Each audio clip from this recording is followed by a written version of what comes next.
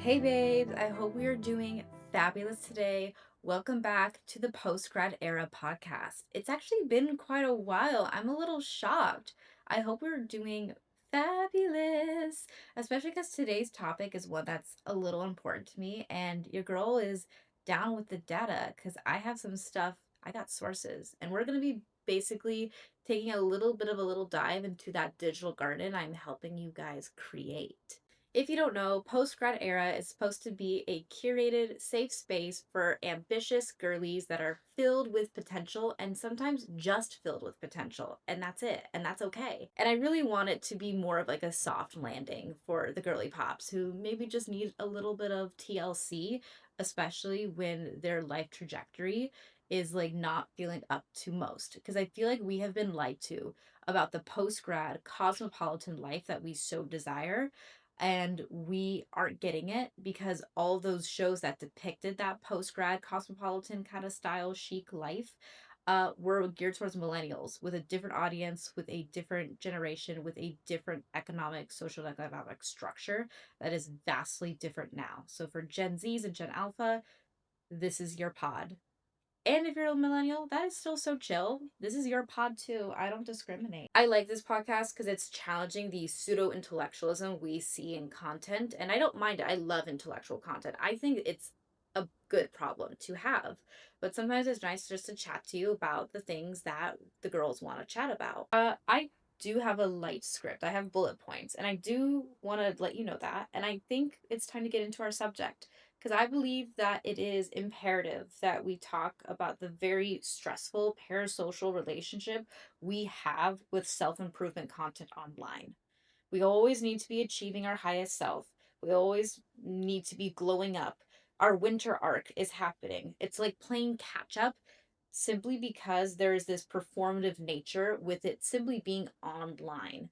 Because people are showing the highlights and they are branding it, causing people to catch along to the quote trend, and then causing the need to catch up and for people to feel like they need to do all these things or they're falling behind. In the end, we've talked a lot over time for women about our highest self, achieving our highest self, which I identify as your happiest, wealthiest, and most healthiest version of yourself. So happy, healthy, and wealthy. We want to create that perfect intersection where you're exactly the degree of both you need. So that doesn't mean you have to be a millionaire and be miserable because people can be rich and be miserable. You could live with your van, make 70K, and be full of peace and get what you need from life, etc. And I want to break the code that supposedly spiritual people want to be poor. That's not the same for everyone. So I feel like when we're talking about becoming our highest self as a reference points, we're innately moving the finish line because I think it's impossible for us to be our highest selves. Like full stop, like cap, low key. Simply because I know for a fact that the highest self is unachievable because I've been trying to achieve that. And no matter what, we as humans, we are prone to change. The one thing that we can rely on not changing in our lives is that we in our lives will change. That is the constant thing that will not change. I'm saying change a lot. But I think that our highest self is mainly a spiritual reference point and not something that we can actually achieve. And therefore, we're moving the finish line over and over again. And I think women are really hard on themselves more of because of that. It goes into the fact of how much I really hate New Year's resolutions as a self-improvement post-grad girly. They're kind of dumb in the end. I'd rather that we call them wishes or rituals because they don't have to be habitual in nature. They could just simply be intentions or things that we could do on occasion to make us feel special. And I basically, when I really think about it, I never want you or me to be in a situation where we look back on the year and we think that we had the worst year ever. And some people say that 22, and like your age, 22, like when you turn 22 years old is the most boring year. And I like to politely agree with that. Overall, I think what's imperative to know is that you could have a so called unproductive year, in quotes, but still be abundant. Two different things can be true at the same time, full stop. I personally, in my experience, I know for a fact that even though last year for me was a very quiet year in nature, and I didn't say achieve my big girl dreams, and I didn't get 110,000 paid subscribers on Substack, nor get into a student film or blah blah blah, that was okay really in the end because I was rich and abundant in epiphanies. And one of the key epiphanies that I had is, well, first off, like I said, number one, you could have an abundant year while also having a quiet hermit mode kind of year. Two different things can be true at the same time. And two, and that is, I think deep down inside, we as women are subject to feeling like we're scatterbrained, to feeling like we don't know what we want to do. But I can guarantee you, if you really look at it, if you're making yourself a list of all the things you want to be, that's exactly what you want to do. It's actually economical because we live in a society where we need multiple strings of incomes. It's okay to be Barbie. It's okay to have multiple career opportunities. I think that's very valid and it's chic in nature. The aha wow moment was that no matter what throughout your life, especially when you're young, you wanted to be. Like, because when we're young, we're always asked, when we're young, we are always asked what we want to be when we grow up. And we're going to change our minds. Growing up, I wanted to be a pop star. I wanted to be a princess. I wanted to be an actress. I wanted to be a storyteller. I wanted to be an entrepreneur. And I also wanted to grill cheese. And some of that was very doable in the moment. On top of that, I think that even though it seems like we're really scattered in what we want to do and we're multifaceted like that, if we really look deep down, I think deep down inside, we already know our passions. We already know what our passions, we already know our life purpose, because all the things we supposedly want to do that seem like complete opposites from one another all have one or two things in common that relate to that life purpose. And for me, that was communications major. No, I'm kidding. I want to be a documentarian and I want to tell stories, be a journalist, and I still want to act and write. But in the end, I want to be a storyteller. And I really want to also talk about basically work versus passion and like life purpose. Because there is this cool article from The Atlantic that talks about how work is becoming easier for us to do, especially with the rise of AI, shorter work weeks, and other tools. We're starting to create an identity shift where now we are shifting our identities based off of our hobbies, our private, our family life, rather than our professional life. And it basically is saying that without those things, work can accidentally become our faith. Work can become our religion. Without those little bits of fulfillment, work accidentally becomes our faith. And we have to wonder paycheck versus purpose, low key. You can have a purpose in life that doesn't always require a paycheck. Although I disagree with that slightly. Your highest self should be your healthiest, most wealthiest version of yourself. I think work can be easily become a religion for young people because we live in a totalitarian capitalistic society overall. Honestly, especially with shorter work weeks, because we can get stuff statistically done faster in like a shorter week, we're seeing that workism is making Americans miserable. And for the college educated elite, work has morphed into a religious identity, promising a transcension of community, but failing to deliver. That's the problem with work life culture and office culture as a whole. You're pretending that this is more than just a paycheck, and being honest about that distinction between purpose and paycheck is crucial, I think, for this pod, because we are innately talking about why we are so burnt out from the self improvement content and we're needing to play catch up. This is a really important connection to the game of playing catch up because I feel like a lot of the depictions of self improvement, of glowing up, of achieving your dreams are materialistic in nature, especially online. Innately not tied to your self worth, although we cannot help but do it. It's like a subconscious train that just parks at that station.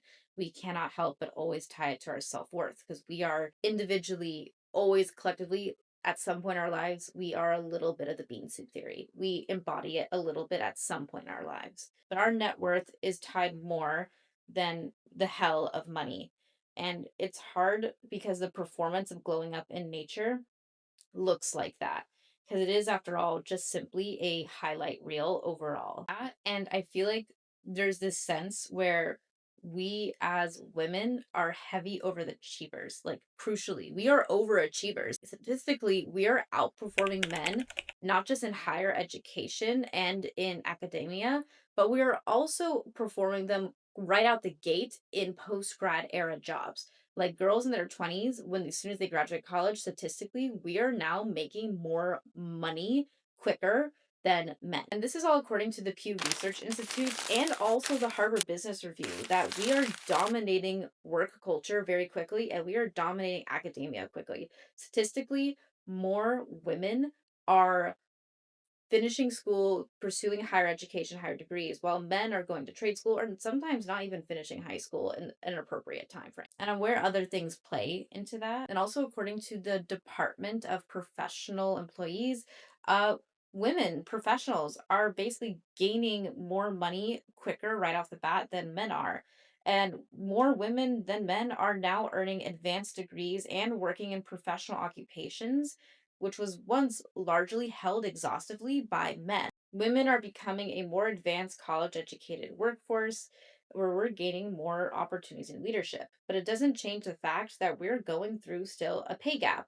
And we still have to, in my belief, show up more to do the bare minimum because this is a patriarchal society and this might seem good but it's because we're making up for the fact that we're quote women end quote and that we need to supposedly make up the difference in exchange for still being paid less. We are the main victims, I think, of this self-improvement content because we are always playing catch up with ourselves and this anxious attachment style is no.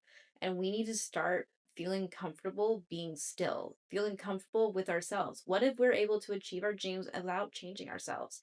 Maybe your dreams should change for you. Like you say you want that fancy smashy, like big daddy Warbucks, sorry, no, mommy Warbucks corporate job, but you want to be able to stay at home and have kids or stay at home and do whatever.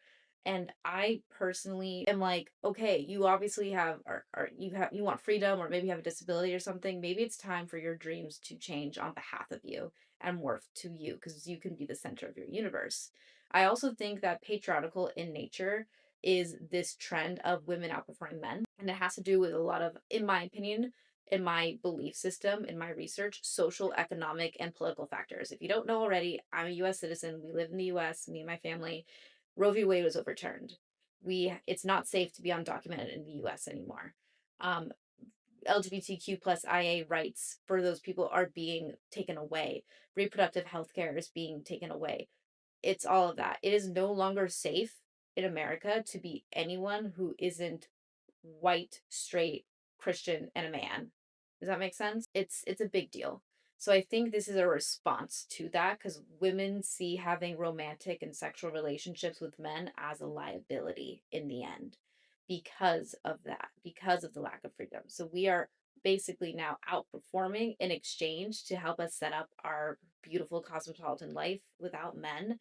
Hopefully that all that stuff changes, but in the end, it's a way of self-preservation. It's all about protecting ourselves. According to Clark Kegley, who I've watched a few of his videos before, he's really good at talking about self-improvement content, in my opinion. It's actually really normal for sometimes self-improvement content and glow-up content to make us feel worse. There's also other studies about that. Dr. Mike once mentioned in one of his videos that affirmations without the mindset can actually make you feel worse. If you keep looking in the mirror and you keep saying, I'm awesome, I'm this, I'm that, I'm this, I'm that, you're going to start imprinting your brain that you are still not that. And you have to work hard to lie to yourself. And that's upsetting because affirmations can feel hostile to you in nature. And that's why it's imperative to define and make your affirmations grow with you. And you need to feel free to change your affirmations. You can't really borrow them from other people. I feel like that takes the power away from them. They should be geared towards you and soft and like simple. But sometimes affirmations can feel hostile towards you. I can fully imagine and agree to that because it's happened to me before. Yeah, the influx of self improvement content in media is basically brainwashing people into thinking that they have to be more than they've always been. It's basically a really unhealthy habit that we are forgetting to forgive ourselves fully. And it's basically all highlight reels of materialistic versions of success, and it's making us feel like we are leaving ourselves behind. But that is not the case. It is safe to be still. That is the moral of this episode. It is safe to be still. Stop moving the finish line. Basically, it's very normal, according to also the Michigan Daily and other places as well, to feel stuck or inadequate, exhausted, empty. that achieving external metrics without the internal well being will exhaust you and make you feel hollow. Along with that, that's basically why I say rich people can be miserable too. Still eat the rich, in my opinion. Eat the rich by becoming rich. But basically, it's so normal for us to do that because I feel like we are just so imperatively obsessed as a collective with being more than we've always been. And it makes us feel inadequate when we have a year that is still and stillness. And I think we can learn that we can be abundant without a lot going on in our lives. It's minimum input for maximum output. Capiche? One things that really help, in my opinion, with this, I also think it's important to quote Anthony J. Hume's concept on self-improvement and the 5 critical truths to know about said content. And that is, you need to define your own success. What is success to you? Recognize that it's not everyone needs to be a CEO. Simple happiness is a valid goal. My goal in life is to build community, to build outreach, and to feel safe being seen in exchange that I am able to do something for my community, aka women with disabilities. So, yeah, maybe I want to be a famous actress for the opportunity to be able to do that and to be a role model because I had yet to have a role model that I wanted to look up to that felt and looked like me, if that made sense. So my life goal is to be a role model in the end. This here was the Post Grad Era podcast. I hope you guys enjoyed our topics today on not moving the finish line, our parasocial relationship with self-improvement content, the need to keep moving, and the lack of ability to feel safe being still. I hope this podcast episode was inspiration for you to improve your life this year in 2026 and basically for you to not just feel safe being still, but to feel safe knowing that you are a ambitious girly who can get whatever the hell she wants. And on top of that you are okay. Capiche? You're good. Breathe. Smell how fucking gangster you are. This was the Postgrad Era podcast brought to you by the Desktop Vanity Substack and other adjacent material. And I hope to see you again soon. And remember, don't forget, you are beautiful, you are loved, you are awesome, and you are filled with potential, and it's okay for you to hold on to it for momentum. Hey, it's me, Mila. If you really loved this podcast episode, I highly recommend checking out my Substack, The Desktop Vanity, where you'll get access to my thesis and case study and the extended, heavily detailed, deep dive extended show notes that pair well with this podcast episode. If you want access to that exclusive content along with other stuff, please go ahead and become a paid subscriber on the Desktop Vanity so you can get access to the deeper dive and you can study and grow along with me. Peace and love. Ta-ta!